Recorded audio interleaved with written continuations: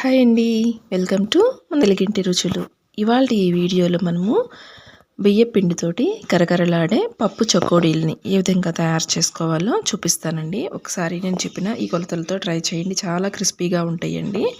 ఈ పప్పు చకోడీల కోసం అయితే ఫస్ట్ ముందుగా నేను ఈ కప్పుతో బియ్యం పిండి తీసుకుంటున్నాను. సో అదే కప్పుతోటైతే పావు కప్పు వరకు పచ్చిశనగపప్పు తీసుకుంటున్నాను. వీటిని ఒక బౌల్లోకి వేసేసి తగినంత వాటర్ వేసుకొని శుభ్రంగా క్లీన్ చేసుకున్న తర్వాత పప్పులు మునిగే విధంగా వాటర్ వేసేసుకొని ఒక 2 గంటల పాటు అయితే పప్పుల్ని నానబెట్టుకోండి. ఇక్కడ నేను మీకు నానిన తర్వాత చూపిస్తున్నానండి. పప్పులు చక్కగా నానిపోయినాయి. ఒక 2 అవర్స్ నానబెట్టేశాను కదా. సో ఆ వాటర్ మొత్తాన్ని కూడా వంపేసుకొని ఈ పప్పుల్ని ఇలాగా ఒక కాటన్ క్లాత్ మీద వేసుకోండి. తడి లేకుండా చక్కగా ఆ క్లాత్తోనే నీట్గా తుడిచేసుకోండి. అస్సలు తడి అనేది ఉండకూడదండి. తడి ఉంటే మనకి చకోడీలు చేసేటప్పుడు చకోడీకి పప్పులు అంటుకోవు. సో తడి లేకుండా ఈ విధంగా స్ప్రెడ్ చేసుకోండి. ఒక 5 నిమిషాల పాటు అయితే అలా కొంచెం సైడ్కి పెట్టేసుకోండి.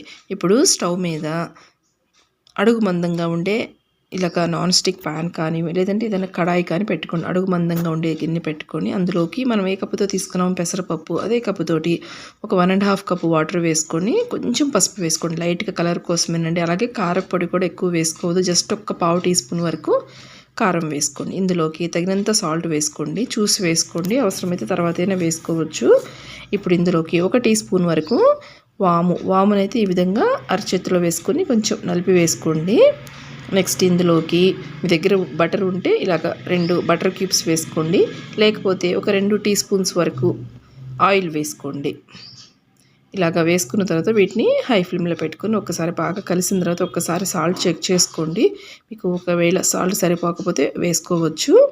ఇలాగ వాటర్ని మనం టేస్ట్ చూసామంటే మనకు అర్థమవుతుంది. ఇలాగ హై ఫ్లేమ్లో పెట్టినప్పుడు మనకి వాటర్ తెరులుతూ ఉంటాయి కదండి. వాటర్ తెరిలిన తర్వాత ఫ్లేమ్ని సిమ్లో పెట్టేసుకొని ఇందులోకి ఫస్ట్ అయితే 1 కప్పు వరకు బియ్యపిండి వేసానండి.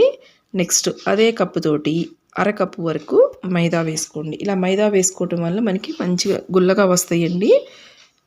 ఇలా 1 కప్పు బియ్యపిండికి అరకప్పు మైదా వేసుకోండి. అలాగే వాటర్ కూడా ఈక్వల్గా తీసుకోండి. మీకు అవసరమైతే తర్వాత కొంచెం వేసుకోవచ్చండి. ఇలాగా పిండి బాగా కలిసిన తర్వాత స్టవ్ ఆఫ్ చేసేయండి. పిండి ఇలాగా మనకి కలిసిన తర్వాత అయితే స్టవ్ ఆఫ్ చేసి ఒక్క 2 నిమిషాల పాటు మూత పెట్టేసుకోండి. ఒక 2 మినిట్స్ తర్వాత మనకి వేడిగానే ఉండాలండి, చల్లారిపోకూడదు పిండి. ఇలాగా వేడిగా ఉన్న టైంలోనే ఈ పిండి మొత్తాన్ని కూడా కొంచెం మనకి ప్లేట్లో వేసేసుకుని ఇలాగ వెడల్పుగా ఉండే ప్లేట్లోకి వేసుకున్నారంటే మనకి కలుపుకోవడానికి ఈజీగా ఉంటుంది. లేదు అంటే కిచెన్ కౌంటర్ టాప్ మీదైనా వేసుకోండి. ఒకసారి క్లీన్ చేసుకొని ఇప్పుడు చేతులకు జస్ట్ లైట్గా ఒకసారి చేతులను తడుపుకున్నట్లుగా చూసుకొని ఈ పిండి మొత్తాన్ని కూడా చక్కగా కలిసే విధంగా వేడి మీదే కలుపుకోవాలండి.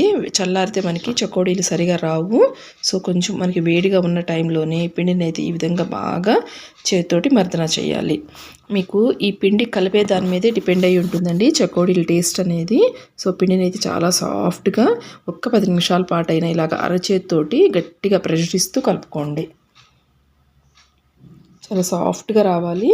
చక్కగా ఈ విధంగా మనకి నిదానంగా అయినా ఒక్క 10 నిమిషాల పాటు అయినా పిండిని బాగా మర్దన చేసుకోండి ఈ విధంగా.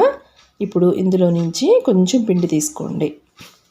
అలాగే ఈ పిండి మనకి డ్రై అవ్వకుండా ఉండటానికి ఈ పిండి పైన ఒక తడి క్లాత్ ఉంటుంది కదండి, పిండేసి వాటర్లో తడిపేసి పిండేసి జస్ట్ ఒక క్లాత్ని అయితే ఈ విధంగా కవర్ చేసుకోండి. లేదంటే ఏదైనా గిన్నెనైనా బోర్లించేసుకోండి.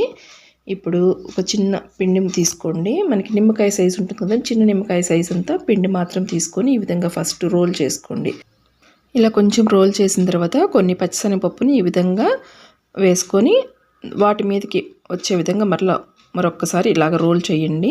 ఇవి మరీ మందంగా చేసుకోవద్దండి, వేగవు సరిగా.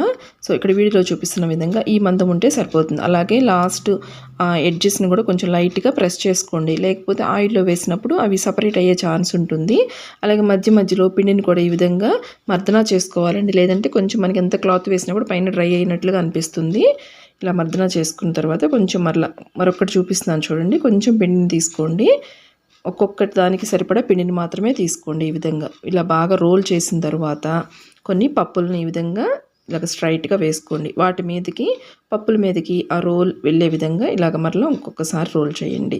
అలాగే మనకి ఇలాగా ఎడ్జెస్ని మనం అతికించే టైంలో మధ్య మధ్యలో కూడా మనకి విరిగిపోయినట్లుగా అనిపిస్తాయండి. ఒకసారి అడ్జస్ట్ చేసుకొని మరలా వాటినైతే ఈ విధంగా రింగ్ లాగా చుట్టుకోండి.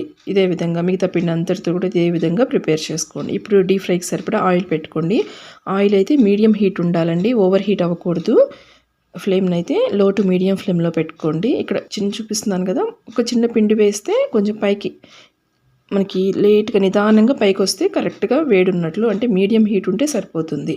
అలాగా ఆయిల్ వేడైన తర్వాత లో టు మీడియం ఫ్లేమ్లో ఒక్కొక్కటిగా వేసుకోండి. అలాగే మరీ ఎక్కువ కూడా వేసుకోవద్దండి. వేసిన 2-3 నిమిషాల వరకు అస్సలు కదిలించొద్దు. ఒక 2 నిమిషాల తర్వాత ఈ విధంగా నిదానంగా ఒక్కొక్క దాన్ని మాత్రమే అటు ఇటు ఈ విధంగా రివర్స్ చేసుకోండి. ఇవి వేగడానికైతే ఒక 5-6 నిమిషాల వరకు అయితే టైం పడుతుందండి. మీకు పప్పుల కలర్ కూడా ఇక్కడ చూస్తున్నారు కదా, కలర్ కొంచెం డార్క్ కలర్ వచ్చేస్తున్నాయి కదా. అలాగే నురగ కూడా తగ్గేంత వరకు వేయించుకోవాలి, బాగా వేయించుకోవాలి. మీకు ఏదైనా డౌట్ ఉంటే ఒకటే విరిచి చూసుకోండి, మనకు అర్థమవుతుంది.